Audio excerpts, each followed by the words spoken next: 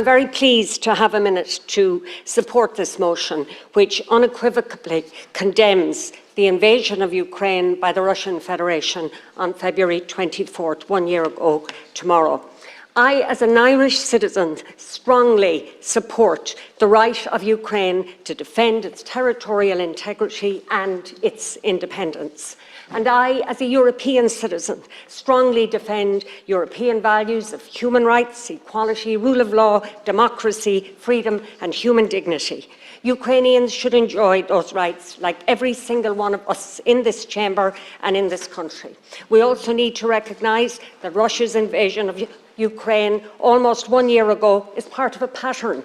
Russia has invaded Moldova, Georgia and Ukraine in the last 20 years. This is part of an overall plan, and Ukraine has now said no, and I support Ukraine in that stance.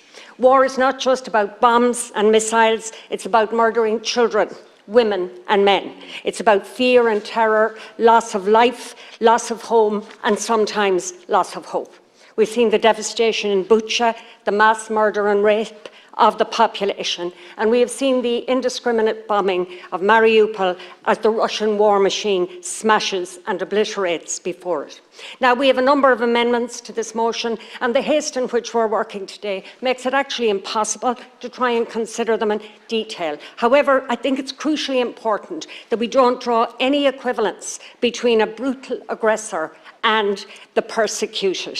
Equally, we know that a peaceful solution will have to be the final outcome. And in that, I support President Zelensky's 10-point plan. It's a start. And while there has been no reciprocity from Russia, nonetheless, we have to find some way forward. I have to say I don't support the amendment which condemns NATO activity in escalating the war. I understand not supporting NATO, but we this morning just spoke to some representatives from Romania who spoke of the protection offered by NATO and how essential it is for their security and freedom, because they know from bitter experience how Russia has operated in the past. I know from speaking to people in Latvia, Lithuania, Poland and other countries geographically close to Russia that this is how they feel. But today I am happy as a member of this Parliament to speak out against Russian aggression, and that Ireland works with the UN and the EU to